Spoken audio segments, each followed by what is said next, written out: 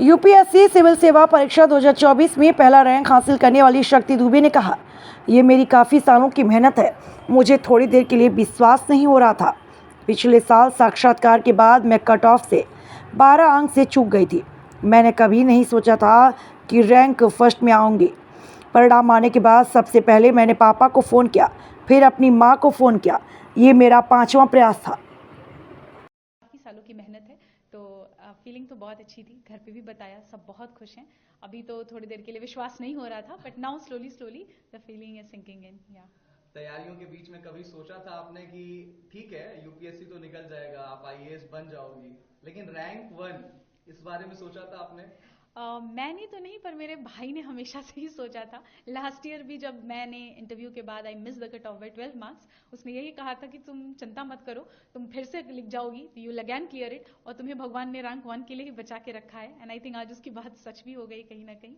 सो हाँ, ये भाई ने मेरे कहा था, मैंने तो कभी नहीं सोचा था। सबको मालूम था कि आज रिजल्ट्स आने वाले हैं। आपने भी मतलब अंदाजा लगा करके रखा होगा कि ठीक इस समय मैं लैपटॉप खोल करके बैठूंगी और यूपीएससी की साइट पर जाना है, चेक करना है।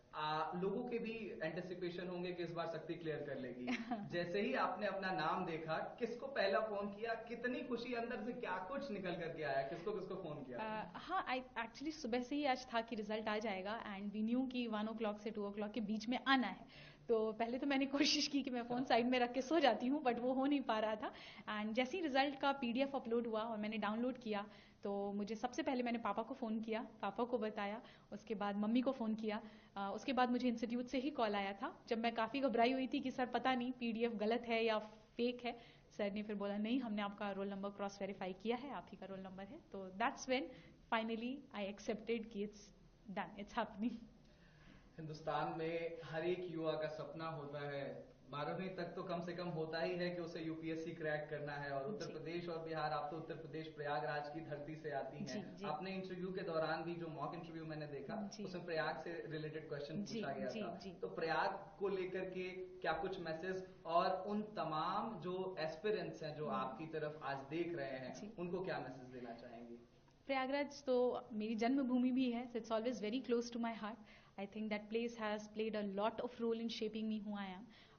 I think एस्पिरेंट्स की बात करें अगर, तो हर बच्चा आई थिंक अपने मेहनत अपने एंड से तो पूरी कोशिश ही करता है। थोड़ी सी कमियां हैं जो अगर इंसान में रह जाती हैं, जिस वजह से मे बी हम चूक जाते हैं किसी पर्टिकुलर अटेम्प्ट में। What we need to do is just reflect back, क्या गलतियां हुई उस पर काम करेंगे। वरना ये हमेशा दिमाग में रखना है कि यूपीएससी सिर्फ एक एग्जाम है, it's not more than life, not anything more important then your life it is.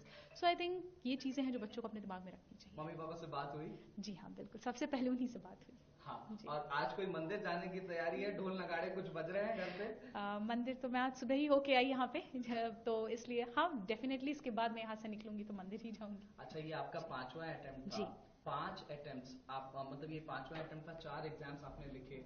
Failure को कैसे हैंडल किया जाए, एक मैसेज आई थिंक अगर आपको अपने ऊपर कॉन्फिडेंस है कि you can work on it, कि जो गलतियां हुई मुझसे सुधारी जा सकती हैं, खुद के ऊपर सेल्फ कॉन्फिडेंस, पेरेंट्स का सपोर्ट, आई थिंक फैमिली का साथ, इतने से हो जाती हैं चीजें, हैंडल हो जाती हैं। 2 से 3 टिप्स अगर आप जल्दी से आप देना चाहें एस्पिरेंट्स को जो तैयारी कर रहे हैं, आज आपकी तरफ देखना चाह रहे हैं, तो वो क्या होंगे?